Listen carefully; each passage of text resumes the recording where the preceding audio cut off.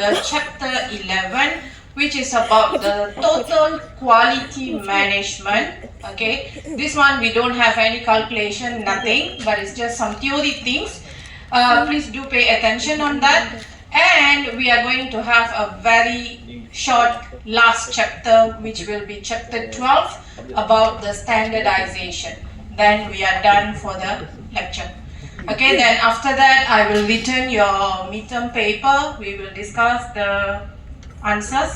And if your tutor, the other tutor, if they already go to, it's okay, just double time for you. Okay, I just want to get a confirmation on the final mark for you to check and then to acknowledge and upload the soft copy. Then we are done. So just left with your assignment to be marked and then to return and to finalize the final coursework marks as soon as possible by the week 15. Okay. Ken, don't show that sad face. Okay, thank you. Okay, so total quality management is also known as total productivity maintenance. So total quality management is not something only applicable in the software industry, but it can be used in any type of industry, how they can actually sustain for long term. So as an organization, how you can sustain in the market, it is very important how you are going to maintain the quality. Okay, so here when we say total quality management, it's all about how the management do certain action or how they are actually approaching for their success for a long term. Because when we say that our industry, doesn't matter what type of industry, when you want to remain success, you want to sustain for long term, the customer satisfaction is very important. No matter what product, what service, if your customer are not happy, they are not satisfied with the quality of your product, quality of your service, they are not going to remain there for long. So part of software also, we try to relate how this can be useful for us to give a good quality product and also maintenance service. Okay. So in total quality management, the management of the organization need to make sure that they able to improve the process, how they are doing the work, how they are giving the service or building the product, and also the improvement in the product, the end product, and also the service, together with the working environment or the culture of how they are working. Because when we bring changes, positive changes, or when we are improving these surrounding things, automatically it can increase the customer satisfaction. Okay. So we have a few different principles of this total quality management, which an organization management give importance. So the first one is the customer focused. So here it is nothing about the organization. It's about what the customer want. So whenever they decide to do something, whenever they decide to offer something, it is all about what the customer expects. So it is very important to fulfill the quality level which the customer wants. So all the efforts which an organization want to put, okay, it must be worth for what the client want to see. So no matter how you are trying to improve this and that, if the customer is not going to be happy with it, it's going to be worthless. So that is very important why the customer become the main focus here. Then the second principle is total employee involvement. So when a management take a decision to improve the quality of their service, of their product, it's not about the management only, but the entire employee must be part of the changes. must be part of the improvement.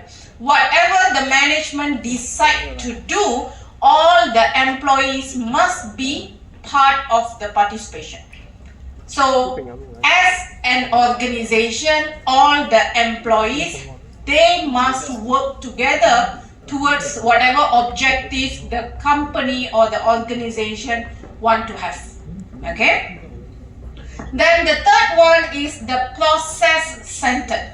So process here means how we are going to bring the changes or bring the improvement by having a process, a proper process. So when we say a process, it must be a continuous process to happen. It's not one-time things to do. Okay, so it is very important. Each of the steps must be clearly carried out after we have defined what process, and then it is going to be continuously applied by the employees and how it is going to be measured. So each of the employees' performance need to be measured, need to be monitored, and to make sure that the final objective will be achieved. So we have to make sure that every employee will be part of the new process which will be done by the organization. Then the fourth one is integrated system. So when we say the entire organization, the entire employees must be part of this total quality management, they always have an integrated way. Integrated system. So it means the entire organization will be connected vertically and also horizontally. So it means every department, for example, every department need to be part of the improvement. Every level in each of the department need to be part of the improvement also. So for example, let's assume TAR UMT want to apply the total quality management here. So it means they need to come up with an integrated system in all the faculties. Not only about our faculties, but every faculties in the university need to be interconnected. So when we say integrated system, it should be one system which will be interconnecting all these faculties, and under each of the faculties, every level of the employees also need to be part of it. So then only the improvement or the changes, the quality, all this can be worked in the entire centralized way. Okay, so all the process will be aggregated in the business process, and it must be implemented according to what they want. So the business performance must be monitored. So it's not only about one department or one group of people, but it must be for the entire organization, and this continuously need to be monitored and communicated. Okay. Okay, so this is just add-on things. An integrated system will connect the business improvement elements, and it must be continuously improved and must exceed the expectation of the customer, of the stakeholders, even the employee themselves. Okay. Then the fifth principle is the strategic and systematic approach. So whatever plan which the management want to implement, okay, they must have a proper systematic approach to make sure that the organization will able to achieve their vision, their mission, and the goals. So they cannot simply do something to fulfill the clients, to fulfill the customer satisfaction, but it is against their goal. It is not healthy. So it is very important how they have a proper approach to make sure that it's going to be win-win. Okay, the company and also the customer at the same time. Okay, then the sixth principle is continual improvement. So since it's a process-centered, It means it is going to be a continuous process to be implemented. So it is going to be like a long-term things, and how the process is going to be changed bit by bit, and how it's going to be a continuous improvement. So it is very important for us to make sure that we achieve the expectation, and at the same time we are continuously improving. So it doesn't matter maybe the working environment or the working style or even the quality of the service from the employees or even their end product. So it is a continuous improvement which need to be done. Okay. Then the seventh principle is fact-based decision making. So this is very important. When we say fact, it means we have a data. We have a proper data which we have gathered, and we use the data to make a decision making, like what we discussed about the software quality matrix. So we are not going to assume anything. The quality is high, quality is low, we cannot assume. So it is very important how we are going to collect, how we are going to analyze data. So fact means something which is valid, not assumption. We cannot assume that this is bad and then how we are going to improve it. Or we cannot assume that this is already good, so how we can continue to use that. So we cannot do any assumption here. So it is very important to have a fact-based decision making. So we know exactly this is the data, we analyze the data, and from there we will improve the decision making. Then it is going to be a reliable decision making. So if the quality is low based on our measurement, so we need to take a decision how we are going to improve that quality. Okay. Then the eighth principle is communication. Okay, communication. So it is very important to have effective communication among the employees, among the high, low-level employees or different employees from different departments and so on. So effective communication is very important as part of the day-to-day operation. Communication is really needed. So it means how employee perform, how the employee is going to be monitored, how the employees is going to be motivated. So all this communication is important for the employees to continually performing. Then only we can ensure that the service given by the employee will be high quality, and the product which is being designed or being built by the employee also will be high quality. Okay. So that will be the 8 principles of total quality management. So when an organization wants to implement total quality management in their environment, in their work, then they have to consider about the 8 principles just now. Okay. Then this is the strategy of implementing the total quality management. So this is as a general strategy which can be suitable to be used by any industry. It is not only about software company, but it can be for any industry.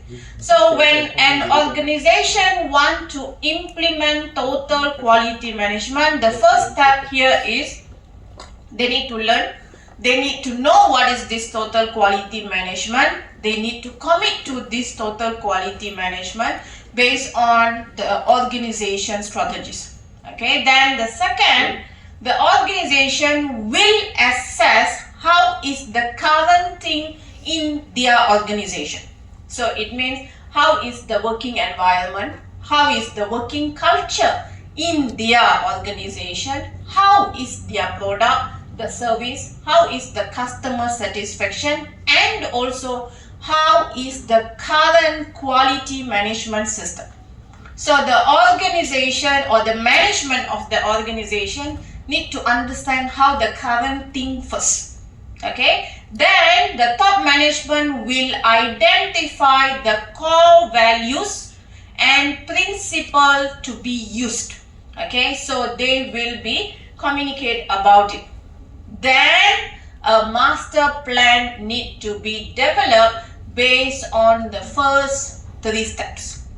So it means the management not just saying, the management need to understand about total quality management, need to assess how is the current quality level or working environment, and they need to identify the principle and the core values which they want to improve, they want to add up. So they come up with a total quality management master plan. So it will be like a documentation for what they want to start to implement.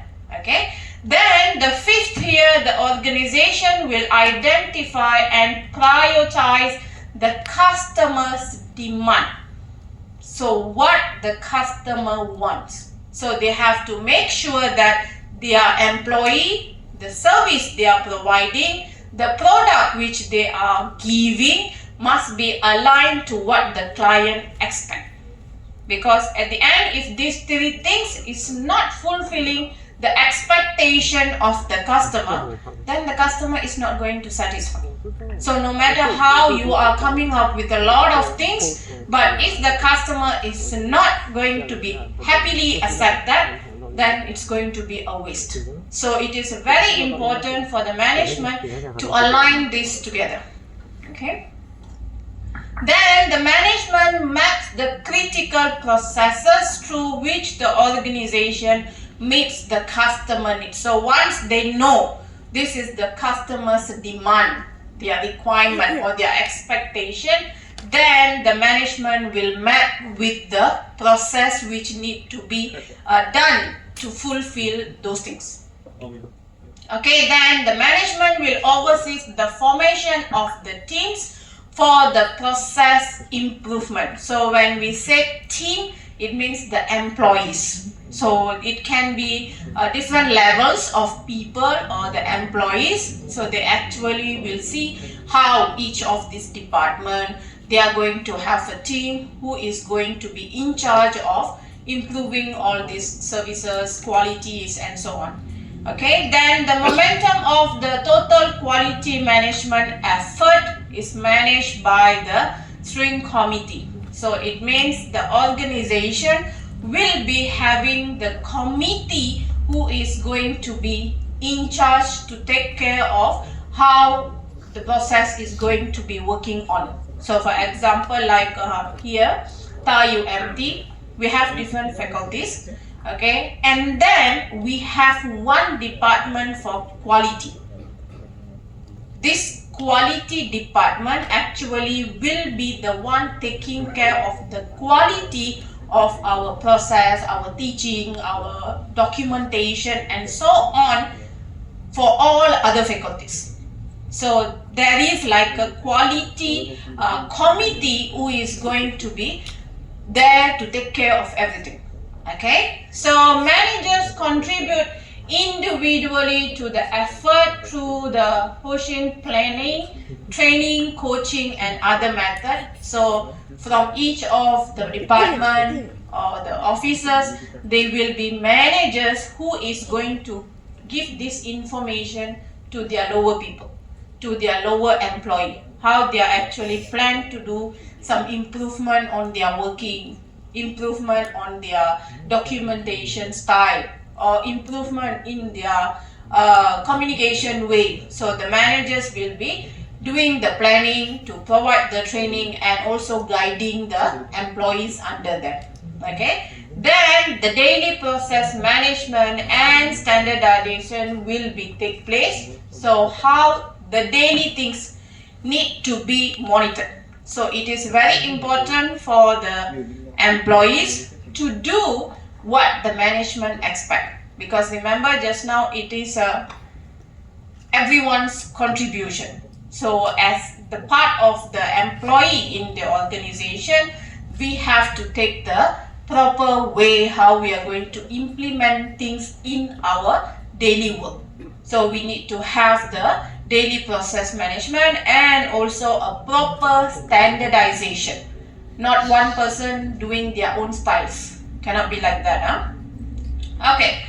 Then the progress is evaluated. So how the employees start to perform, how they are bringing the changes, how they start to do some things which is planned. So the progress will be evaluated, because we need to know that if what they are doing is giving return or not. Because whatever improvement, whatever changes we do, it must give a positive return. So if it's not helping in improving the quality, it's not going to increase the customer satisfaction. So it is very important to see how the progress is going on. So it needs to be evaluated if it's okay, moving in a positive way, or if it's not bringing any changes. So we evaluate, and then if there is any revise needed, any amendment needed, so we will be doing the changes. And then the constant employee awareness and feedback on status are provided. So let's assume we have a manager just now, and the employees under the manager need to be communicated. So the managers need to be continuously communicate with the employee, provide the feedbacks, give the updates, whatever things which the employee deserves to get. So when the employee didn't perform well, the managers need to help them, need to guide them. And if the employee perform well, they able to bring the quality based on the changes happen, then the proper recognition must be given. So if we are not going to appreciate whatever the employees start to work on, then the continuous progress might not happen. So if the continuous progress is not happen, then the customer satisfaction cannot stay for long.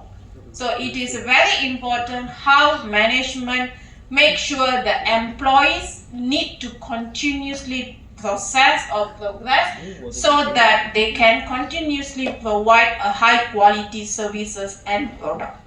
Okay, so that will be the strategy of implementing the total quality management.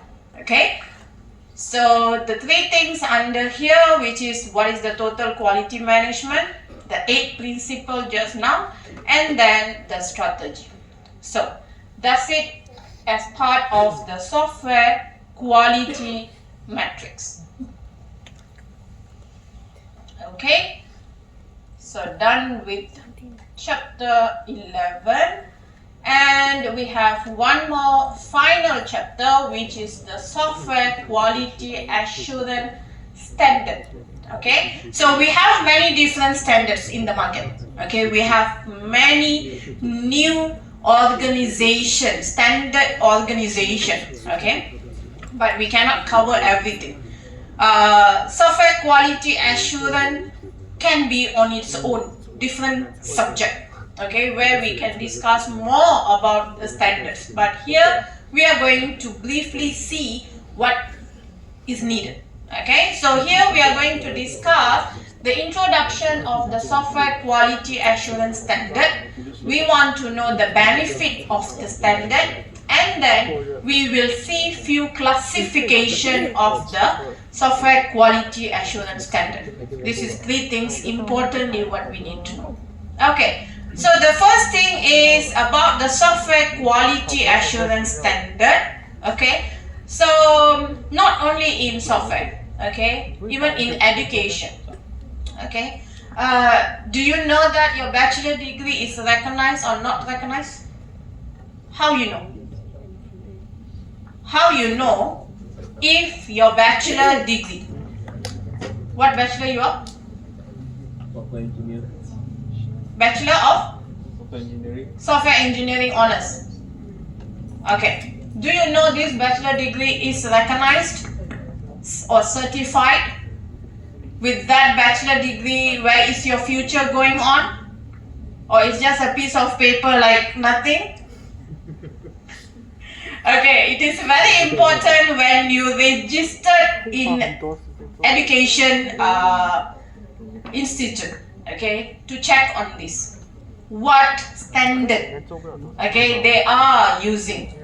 If their bachelor degree is being recognized even within the country first, before we talk about recognized outside of the country. Okay, but don't worry, it is recognized because some of my students, they are already in overseas. Okay, so the same thing goes when we sit in software engineering, in software discipline, they also will have some kind of standard. Don't be surprised you see this ISO everywhere. ISO is not only for this field, but it is something covering, I think, every area, every field in the industry. So you can see ISO in education. We are following ISO here. It means the way we are conducting the class, handling documentation, preparing the materials, even how we are handling Google Classroom. All this is based on ISO. Remember just now, I think from few weeks I have been saying that why I need to make sure that I have to discuss the midterm. You have to acknowledge that I have written it to you. We have done the discussion. You need to sign and put today's date. This is what ISO want to see. Because they are asking us question, where is the proof that we have discussed the midterm test answers with students? Because unfortunately we cannot do recording here, right? So they want to see the proof. Since our assignment is soft copy, it's different case. But our midterm is hard copy. So when we are putting the stamp, they are actually asking when we have discussed this. How students acknowledge that.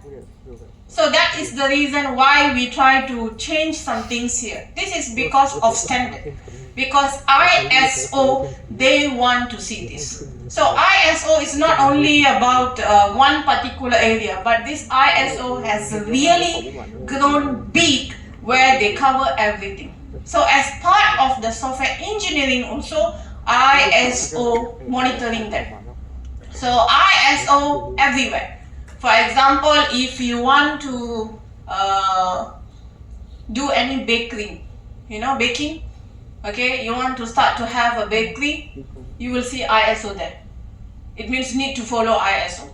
So they actually covered everywhere. So this ISO or any organization who come up with the standard, they actually want us to follow the process what they have identified. They want to make sure that this product, the quality will be achieved. So they give us the list of requirements, list of process which we need to follow so that we are going to be certified and our client can believe or can trust on our product. Got it? So when I asked just now if your bachelor degree is recognized, is certified, it means when we are following the requirement given by ISO and especially MQA, Malaysian Academic Qualification Site, that is the important thing. How we come up with this list of courses, these 3 years of program, what are the content of the course, all this is controlled by the MQA.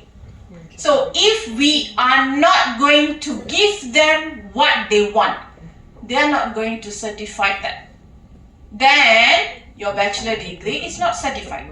It's not recognized. So that's why we will be really continuously bring changes in each of these bachelor degree.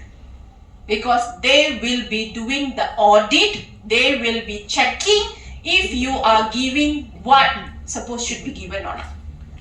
So even every single thing will be go through before they can approve you another 1 more year. Okay, this bachelor degree is recognized. So it is a continuous process. So every standard organization will have their own style, what they expect us to follow.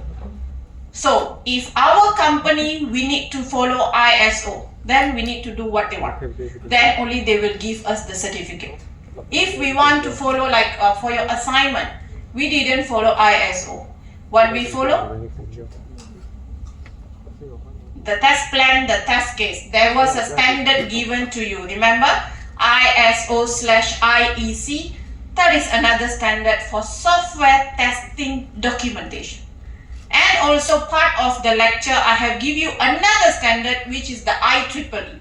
See, even a simple documentation, there is different standard here. But it is still up to us which one we want to follow. You cannot follow everything, because what will happen when you try to follow every standard? You are not even going to fulfill one. Here, then you don't have 100% from anywhere. So we still need to decide which standard we are going to follow. So that's why for your assignment, it was fully the ISO IEC standard. But as a reference, we can still refer to another one. Okay, so for this software engineering, it is giving importance on the process and also on the methods which will be used in the software engineering field to ensure the quality. When we say process, okay, we talk about this software quality assurance, software quality control.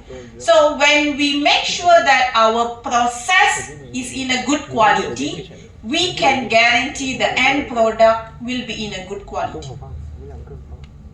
Got it? So here we will be seeing some examples of standards. Okay. The first thing is the benefit of the software quality assurance standard. Okay. I think from your chapter 10, we have been discussing about challenges, about limitation, but there is no disadvantages. So don't say that if I use this standard, it will give me harm. It will give me disadvantage. No. Okay. So the same thing goes here when as an organization we start to implement standard. Let's assume in our software side. So what are the benefit it can give us is it can help us, or it can guarantee us we can use the highest professional level or highest professional methodology in our software development and also in the software maintenance. So let's assume we want to use this ISO. Okay, so when as an organization, okay, we are developing software here. So when we start to implement ISO, okay, it can help us, or it can guarantee us we are going to have a better software development process, better software maintenance process. So this standard can give us highest professional level how we will handle the software development and the software maintenance. So the ability to apply software development and maintenance methodologies and procedures of the highest professional level. So when you want to talk to your client, you say that our organization, we use ISO. Then the client will have a belief that, okay, your software development process will be good. It can guarantee you come out with a good software at the end. And later when you are trying to maintain the software, you are going to follow the highest professional level. So when we say the highest professional level, it can guarantee the quality of the process and also the product. That is giving the confidence in your client. Okay. Then the second benefit is mutual understanding and coordination between the development team and also the maintenance team. So when we say software development stage, among the developers in the development team, they must have a mutual understanding and coordination how they will do the software development. For example, a simple comment technique. When you write code, You know how important is comment? You know what is comment? What is the purpose of comment? Why your program, your programming, okay, your code, why need comment? Comment is a very important quality aspect. Why we need to put comment in the code? You know what is comment, right? I think in your first programming language, your tutor supposed to talk about it. How to write comment. You know, sometimes different programming language there is a different way, like double slash or asterisk slash. It is the inactive code or inactive statement which will not be compiled. But it is needed for us to understand what is the code doing. Correct? So, among the development team, when they are sharing the work, it is very important how easy to understand the code, how easy to maintain this code. So that's why comment is very important. So this comment can be part of the standards to follow. The way we declare variable, the way we name a function, the way we call a function, all this is needed to be in a proper coordination. So when we have a standard to follow, every programmer will follow the same standard. They will have a consistent way how they do the development. So when there is a standard to be followed, automatically development team and maintenance team also will have the mutual understanding. Do you think it's easy to maintain someone else's work? Let's assume this code has been developed 5 years back. Suddenly you have been appointed as part of the maintenance team now. And suddenly they say that, okay, can you please maintain this? There is some changes need to be done. Can you do the perfective maintenance on someone else's code which was developed 5 years back? You know, wow, it's going to be a nightmare. Even working among team here, you are already fighting. Because this person didn't do, this person cannot do this person do in a different way. Imagine someone else who is not even around in the company anymore. So, how maintainability is that code? It's very important. So when we have a standard to follow, then there will be a better understanding between the development team and also the maintenance team. Okay? Then the third one is greater cooperation between the software developer and external participant. Can you guarantee all the stakeholders of a software? They know what you know? They have software engineering bachelor. They have every knowledge about software? No. So when you don't expect them to know some terms, they don't able to understand what you prepare. So when there is a standard to follow, there will be better communication or cooperation between the software developer side and also the external stakeholders or external participants. They can understand what the standard say.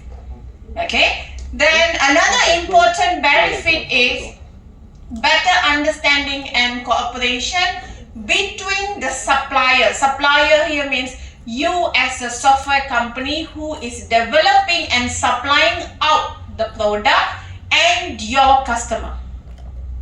What your customer will ask for, what you are giving them. It is very important for both parties to understand that. So when we have a standard to follow, this standard which we use for the software development and our software maintenance will be part of the contract for both parties to use. So when you say that the development will be 3 months time, okay, and then how many years the maintenance will be, how you will be charging them. When you say that we will be charging based on the line of code, remember KLOC, size of a software based on the line of code? Do you think sometimes your customer understand what is this KLOC? No. So it is very important to have a standard which make them understand, okay, this is how it's going to be measured. This is how it will be calculated, and this is the charges later. So this standard will be part of the contract or agreement between the software supplier and also the customer. Okay, so this will be generally the benefit which the software company and the clients can be achieved when we use standard. Okay. Okay, so this is some example of organization. I'm not going very detailed into each of it. So if you can see, none of it is from Malaysia. It is actually international standard. But every country actually use this. So software engineering, if you see this IEEE, the first one is actually more to electrical and electronic before. They are more to engineering. But now they already part of the software standard. Can you imagine? So they actually start with one area, but they grow to cover the standards worldwide in many areas. Because if you see, like maybe 20-30 years back, electrical engineering stays separate. But now what happened? Software is working together with the electrical side, electronic side. Software application is running into these electronic things. So they need to understand the standard about the software, about the electronic things, and how to relate them together. So that is how each of these standards, they grow more and more and cover most of the areas. Okay, so all this is examples of the standard organization. It means this organization give us the line of standards, list of standards for us to follow to guarantee that the product and the service which we give fulfilling those quality. So if I say, I want to do a software, okay, I need a software for my business. I have organization A, I have organization B. Organization A follow ISO, for example. They have proof that their company is recognized by ISO, okay? And then this organization B, they say that I follow my own standard. I don't follow any standard. I follow what I like to do. Which one you will prefer to go with? What you can see or what you cannot see? Because when you say that, okay, organization A following ISO, it means you can see the proof that this is how suppose their work. This is how their service will be, their product will be. But if you go with the organization B, which they say that I work based on my own standard. I follow my own mood. If I like, I do. If I don't like, I don't do. Can you believe their work? How it will be? So that's why when an organization is being recognized with any of these standards, we can have a confidence that their product will be high quality. Their service will be high quality. Because if you want to order a cake, right, from the baking, if they are not being using any standard, you will be taking a risk to kill yourself. Because you don't know how they are preparing the cake. Because if anything happen, if you want to sue them also, you cannot. Because you know that they didn't follow any standard. Why you go and buy them? Something like that.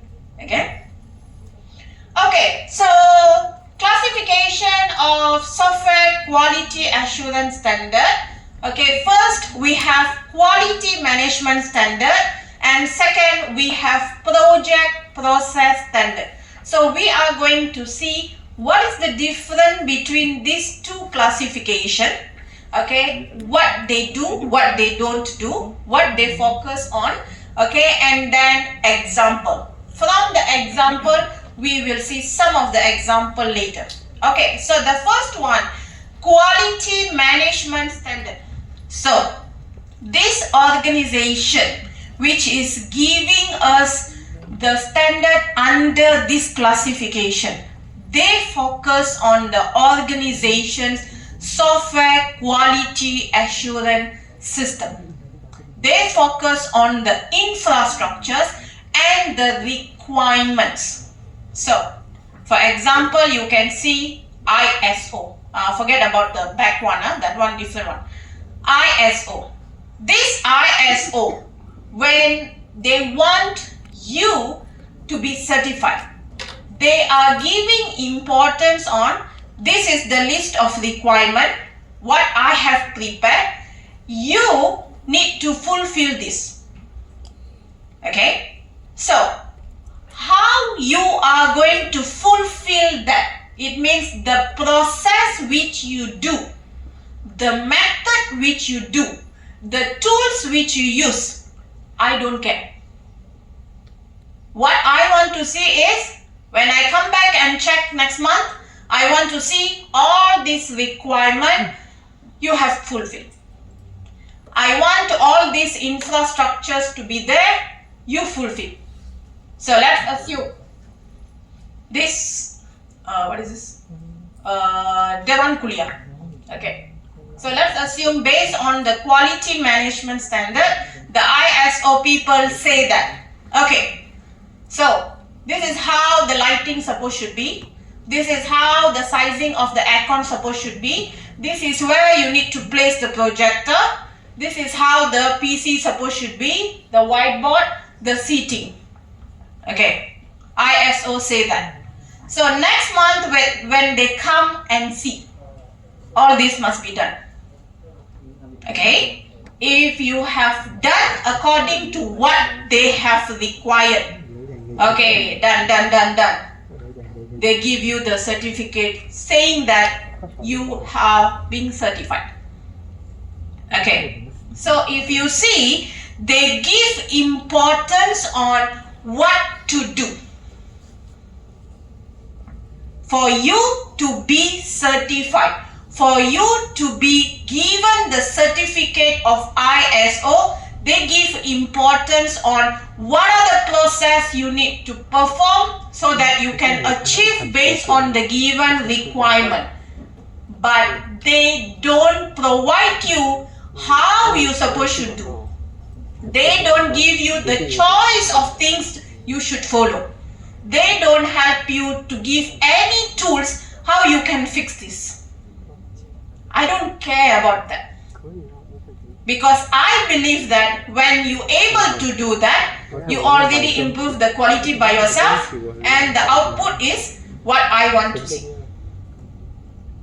Got it? So when you comply to this standard, okay, you follow what I said, you fulfill all this requirement, so it means you have achieved that level of quality. Then the ISO will be giving you the certificate that you are now a certified Dewan Kuliah. Do you understand? How you will be struggle to do all this? They don't care. How is the method you handle? They don't care. What are the tools you use? What are the process way, the technique you use? They don't care. In 1 month time, they don't care what you go through. What they want to see is the output end of the month. This is quality management standard. Got it? Okay. The second one, project process standard. So let's see example here, which is the IEEE, ISO, IEC. The one you use for your assignment, ISO, IEC, they actually focus on methodologies. They focus on how you actually do the methods, how you actually perform the process, what tool you suppose should use. All this is important for them. So when you want to do something, for you to achieve that quality level, this project process standard believes that when you improve the process, how you perform the process, you can improve the quality of the end product. So here, the same thing, okay, the same Dewan Kuliah again. So let's assume IEEE. They say that the same requirement, but at the same time, together with it, they give you the schedule, how you can start to do this, which one you can start to work on first, where you can find all these things, which type of lights is suitable, how much is the price, who are the people can help you to fix this. So they will give you all this guidance together, how you will be performing for you to make sure the same Dewan Kuliah can be achieved end of the month. Are you going to struggle more compared to before? Because there is a proper methodologies or proper guidelines given to you. Can understand? Both of them, they are standard organization. They want to see the quality, but they are seeing it in a different way. One, they just give you all the requirement. They want to see you achieve those requirements without give importance how you achieve it. But another one, they ask the same quality to be achieved, but together with it, they help you how you suppose should perform so that you can achieve the quality. Can you see the difference? This is just example of Dewan Kuliah. Don't use this as an example if there is question. I don't want to see these answers. Okay, so let's see back how we can relate them to a software development industry. So when we say quality management standard, it means ISO, they are coming up with the list of requirements how you suppose should come up with a good or high quality of software. So they will give you the list of requirements, and you as a software company, you need to follow this. Okay, so it means, okay, this is how you do your requirement, this is how you do your coding, you do the testing, and then it can guarantee that your service and your product will be high quality. So when they do the audit, if your work environment, if your programmers, if whatever you are preparing is have achieved that acceptable level of quality, then your company will be certified. This is how quality management standard. But let's assume you are going to use IEEE standard. So it means this organization will give you how the methodologies you are going to follow for you to perform the same process. But they are going to clearly define, these are the steps you need to take. Okay, this is how you need to do the design, this is how you need to do the requirement, this is the steps how you can gather the requirement, this is the technique you can use, this is how you suppose should do the review. So they are clearly giving you the step by step what you need to follow, and also the list of ways or process which you need to follow. So at the end, both of them, they want you to achieve a high quality of service and product. But the way they are providing is actually different. So quality management standard is focused more on what process to perform, but not how you will perform it. But when it comes to project process standard, it focuses more on how the process to be implemented. So there will be a proper procedures will be given to you as a guideline. Got it? Can understand? So the example under the quality management standard is ISO. Then example of project process standard IEEE, ISO, IEC. Okay, the another category I will discuss last. Okay, can understand? Okay, I have this one question. for our assignment, my assignment, not other assignment, for BACS 2103 assignment, which standard we follow? Quality management standard or project process standard? I'm not talking about the template. Template, yes, it's under ISO, IEC.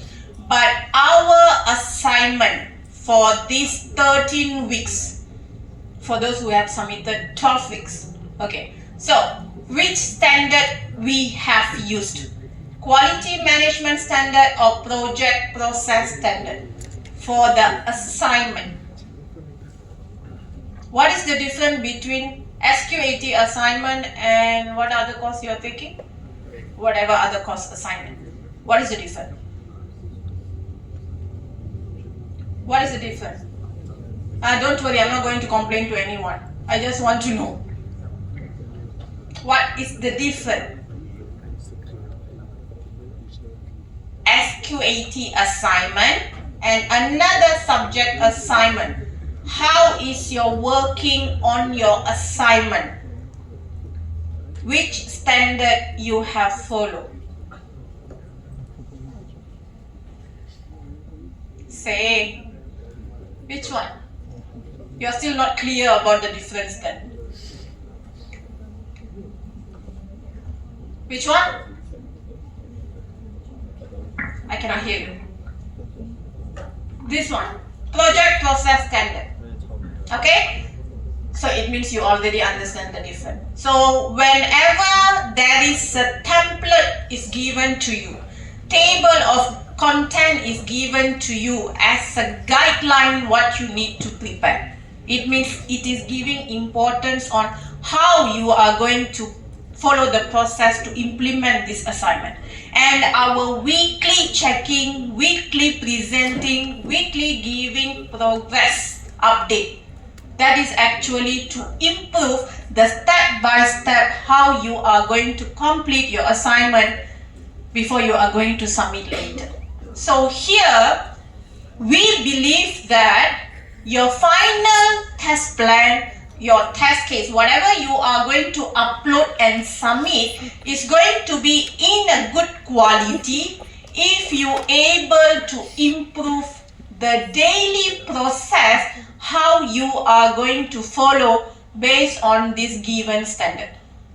So that's why your SQAT assignment is more on project process standard. I believe most of our software engineering courses we are using this way. Correct? Start from software engineering, software requirement engineering, how is your software design is going, formal method, everything is follow this weekly progress for your practical type. So most of our software engineering courses, we are making it in this way. Okay? Other subjects, I'm not sure. Other subjects, there might be more to this. Because if they are having something on the weekly basis, progress, little by little, checking things, update, then it supposed should be the project process. But if they just give you the assignment question, now take on the week 1, then on the week 11, submit it. I will mark and I will decide what you get. Without knowing what you do, if you do correctly or not, they don't care. So they believe that your final work, it is actually achieve the quality by the weekly classes, which suppose should be taken by you. You learn it by yourself, you use it by yourself, they don't care how you do. Correct? So that one also they expect the quality, but you are performing it by yourself. But for mine, it is more to this. Can you understand the difference? I'm not blaming anyone, don't go and see. Okay, so under the quality management standard, if you see, we have the certification and the assessment methodologies. So this quality management standard, they divide into the certification and the assessment. Okay, so the first thing is certification here means to the organization, not to you. You are part of a certified organization doesn't mean you are certified. Can you know the difference? You are working part of a certified organization. Are you a certified staff? Cannot be automatically carried to you. Okay? But when we say assessment, this will be more to you individually. It means you have been certified. It means you go through some assessment, you achieve the certificate and it is all yours. Can it be benefiting to your company? Can it be benefiting for your company? Yes, of course. But when you move out from the company, you will be carried the certification with you. But if you said, I am working under a certified company, you cannot bring out the certificate with you because that is not yours. Okay, so let's see what is the difference here. So when we set certification standard for the organization, is all about the organization standard is actually giving the certificate under the company name, not under your name. Okay, so this is to let the client, the other people outside there, that this organization, for example, this software company organization has been fulfilled all this standard which is required by us, and now they are certified because they have complied with all the requirement we give, and now their service and their product is having a good quality. So the organization external body will be giving the certificate to the company. If you walk into any office, even sometimes to any shops, anywhere, you will see there will be certificate on the wall. Have you seen that? If you go to Thai maybe main office there, or any office, government office, private office, you will see a lot of certificates under the company name. It means that is a proof that the company is compliant to this standard, and displaying the certificate is a must. If they don't display the certificate, it means they didn't follow what the company said, what the organization external body said. Before this, I used to wonder why they need to be showing off the certificates. I used to be wondering. Then only I know. This is actually part of the requirement, so that when you walk in, you see, oh, this company is following these requirements, or they follow this standard. So that gives a positive impression about the company. So displaying the certificate is part of their agreement with the company. Must display. But when you are certified, are you displaying your certificates all the time? Where is it? Inside a folder. Correct? It's a big difference, right? So when you are part of the certified organization, you can just say, oh, I'm working under this company, and this company is certified by ISO. That's it. You cannot do anything more after that. It's just the experience. Okay? So normally this certification will be part of the agreement that between the customers and the organization. So the customer can know that, okay, the company is following this standard, so this is how they will be providing us the software. This is how they can provide the maintenance service later. So that can be part of the agreement between two parties. So this can actually be part of the quality audit later. And part of that, this can also improve the quality management system performance, and together with it, it can enhance or improve the customer satisfaction. Okay, so move to the individual. It means you. So let's assume when you attend a training, you sit for exam, then you have been given a certificate through that assessment, and you will be called as a certified developer. You will be recognized as a certified tester. So that certificate is yours. It's personally yours, not belong to the company. But of course, the company can be part of using that. Oh, that we are having certified testers, we are having certified developers, so we can guarantee our product will be good. They can be using you for their marketing. Understand? But that certificate is not theirs. They cannot buy unless you have a bond with them. You know what is bond, right? They hold you. Okay, I will give you 10,000 ringgit to support for this training. You go, you pass the assessment, you must stay with us for 10 years for that 10,000 ringgit. Company do that. And imagine within that 10 years, you get better offer. You want to go out of the company. Legal issue will come to you. Or you pay back the 10,000 first. Then you leave. This is what company do.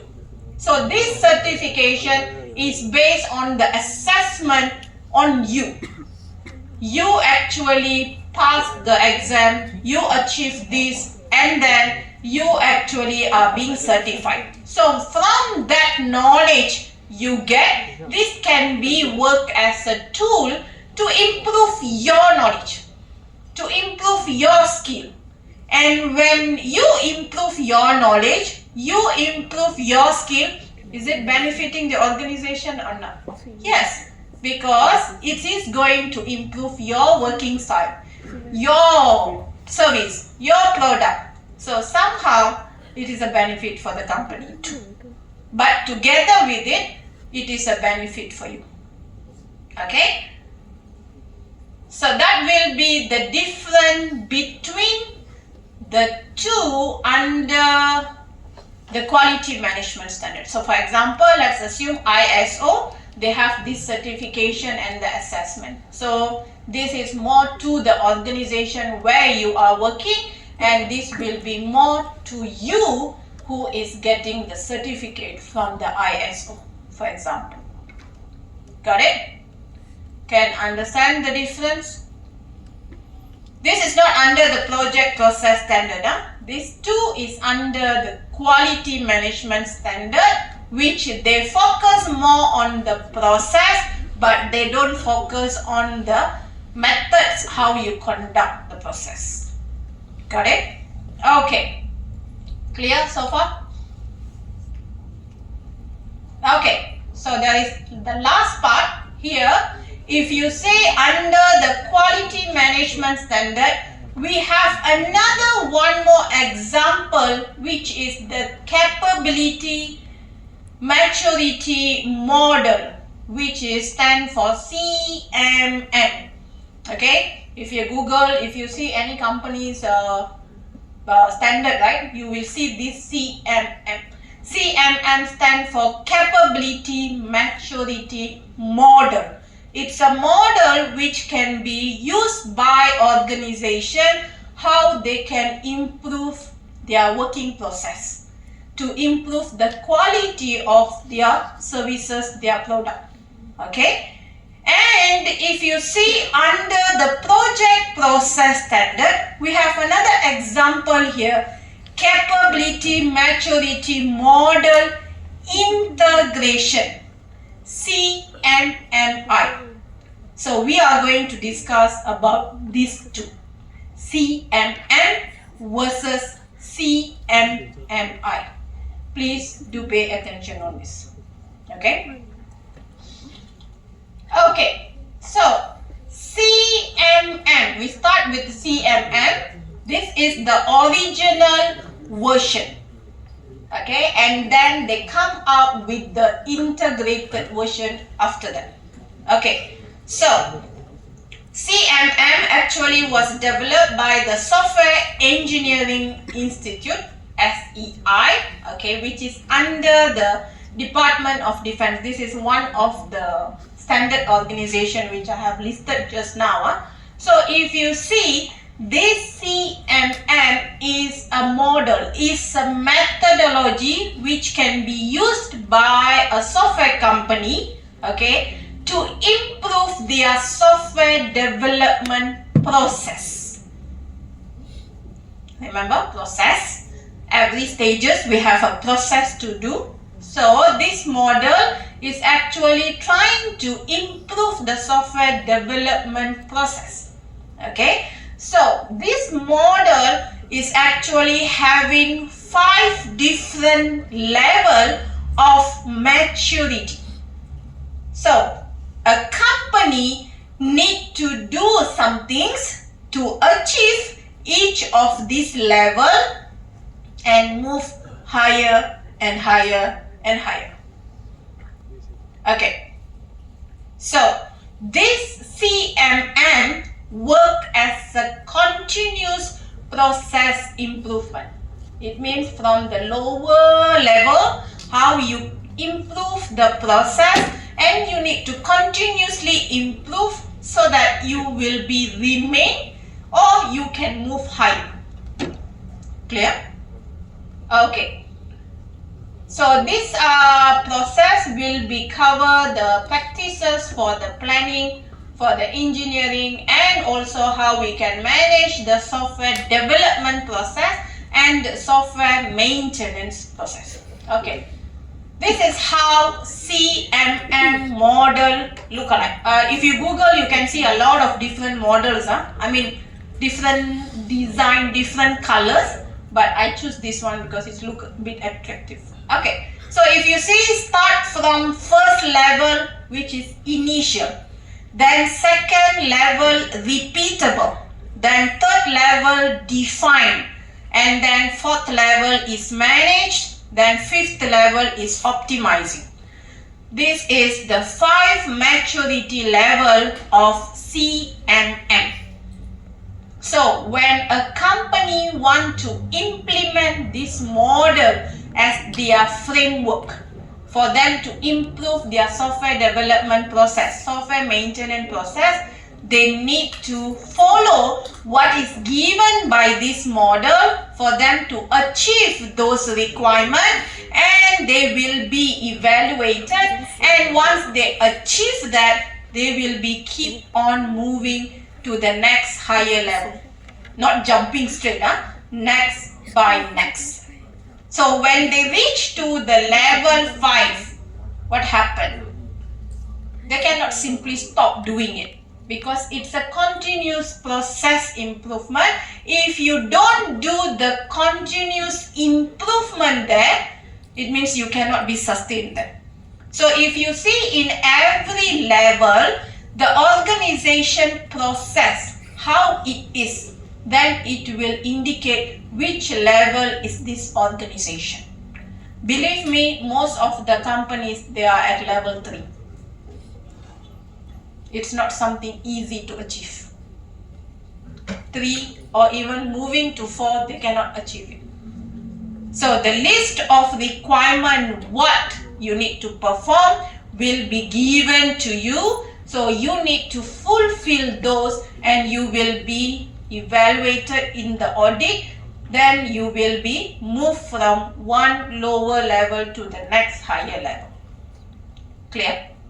So if you see at the first level, initial level, all the process in the organization is unpredictable. You don't even have a proper process. You are not having a control process which you follow. You simply follow your mood. I like this, I do. I don't like this, I don't do. That's kind of level. Okay, so when you want to move to the repeatable level, you have to make sure that you clearly identify what are the process you need to follow. So it means this CMM will give you the list of process, what are the things you need to do, you need to achieve, you need to clearly define so that you can achieve the second level. Then the same thing goes, you have to clearly use a proper development methodology, and from this development methodology, you are going to define the process clearly. Then you will move to the third level. Then when you want to reach to the fourth level, each of the process you are following, it must be measured. Measured means, can I assume? If we are doing a measuring, can I assume? It means you need to have a proper data, proper fact to prove that this is what you achieve, this is what you don't achieve, and what is the quality and so on. Then you achieve the managed level. So when you want to reach to the fifth level, you have to make sure that how you can improving the process. And for you to sustain at level 5, you need to make sure that you are going to continuously do the improvement based on the changes happen outside of your organization. What is the new technologies in the market? What is the new tools in the market? What is the new programming language in the market? According to that changes, you need to continuously improve your organization. If you don't improve, you're not going to sustain that. Got it? So this is the 5 maturity level of CMM. For a software company, for them to improve, they actually follow this level. Okay, so this is the explanation. You can go through one by one. So if you see, since this CMM is an example of quality management standard, do they guide you how to do the process? Do they help you to give clear step-by-step, clear technique, clear tools to use? No.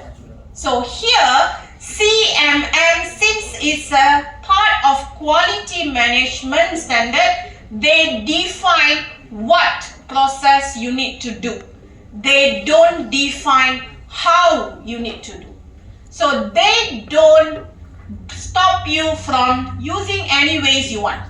You can follow any model you want. You can use any tool you want. You can use any documentation standard you want. They don't care how you do. What they want to see? If you have done the process or not. That's it. Okay? So if you see here, this one is not important for the evaluation part. Okay, I'm not sure if you can see. This is the list of process for you to achieve each of the level. So if you see, for you to move from level 1 to level 2, nothing yet. Because it is not clearly identify any process, nothing yet. So if you see, to move from level 2 to level 3, as a software company, you need to achieve all these processes. So you need to do the SQA, project planning, requirements management, software configuration management, and so on. So the same thing from level 3 to level 4, level 4 to level 5, and for you to maintain at level 5, there is still process there. So the CMM just list these 18 key process areas for you to do without guiding you how to do. Do you think it will be easy? Will it really improve the process here? When you don't even have idea how to do something, you simply do something, and how we can guarantee it can actually improve the process. Okay, if you see CMM, there are some disadvantages happen. So the first thing is, okay, the organization has no interest about how well you are doing the process. It means the way you are doing, is it in a good way or not? Because they don't care how you do, correct? So here the company lose perspective and forget the real goal, how to improve the process. Because what happened? They give importance on, we must do this so that we can move to the next level. We must do this to move to the next level. But how we improve the way we do the process, they don't care. Because CMM is just evaluate your output. They don't evaluate how you do that to achieve those output. So this become one disadvantages because organization is not really improving their working process. Okay? The second one, CMM does not specify any ways how to do the work because they are more to the quality management standard. They just give you the list and they don't care the way how you doing it. So if as an organization you don't have any flexibility ways, you don't have any creativity how to do certain things, you will be stuck there. So this can be another disadvantage. Then the third one is CMM is only able to work when we put in the early stage of the development process. Not like in the between as an emergency method to solve any issue or to recover any issue. So it will be always start from beginning of the project. Okay. Then the fourth disadvantage here, if you see all the key process areas, it gives importance on the management related process. It means how you can manage the project. But it is not giving importance on the quality of the content of the project, content of the software. So it means they don't really check the quality of your design, the quality of your code, the quality of your testing, nothing. But they focus more onto the management related activities only.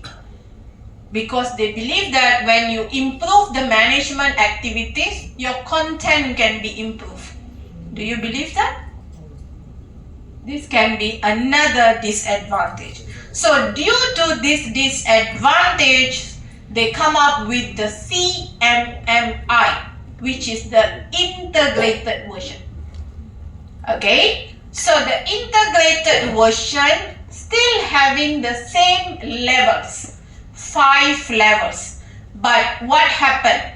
There is a changes happen on level 2 and level 4. If you see CMM previously has repeatable as their level 2, managed as level 4. But now CMMI, their level 2 become managed. It means compared to CMM, CMMI doing early managing of their process. So it means they able to do the measuring in the beginning itself. Then their level 4 become quantitatively managed. So their process will be more to quantitatively measured and controlled. This is one change of the model. Okay. The two level 2, level 4, this is one change which happened from CMM to CMMI. Okay, so the other level 1, level 2, level 3, level 1, 3, 5 still remain the same. So they just do some changes on the level itself. This is one improvement. Okay, one improvement. The second improvement, what happened is from the 18 key process areas just now. I don't know if you count or not. 18 key process areas. Now CMMI make it 25. From 18 to 25. No more key process areas, but it's process areas. What is the difference between key process area in CMM and process area in CMMI? Just now for CMMI, they just give you the list of key process areas you need to achieve. They don't guide you in any ways. So now they make it into process areas where each of the process areas, they clearly give you the objective, what you need to achieve, the practice, what you need to follow, and a clear procedures you must fulfill. So not just listing the process area, but together with it, for you to successfully improve the process, achieve the quality, they guide you with a clear information of the objective, of the specific steps to be taken, and also the procedures you must follow. Is it not sound better? So, this is second changes. From the key process area become process areas. Okay, another improvement is, of course, the number 18 of the management related activities become 25.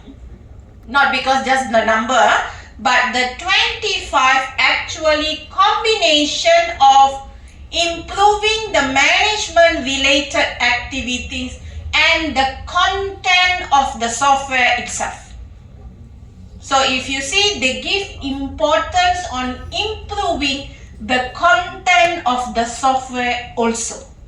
Not just management activities, but also the content inside the software need to be improved too. So that's how from 18 it become 25. So the process improvement is not only management activity, but also into the design, into the development code, all this kind of improvement. So total of 3 improvement has been done. The first one is the model itself.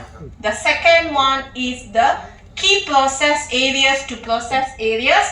Then the third one is from 18 management activities, key process area, become 25 combination of management activities and the content of the software.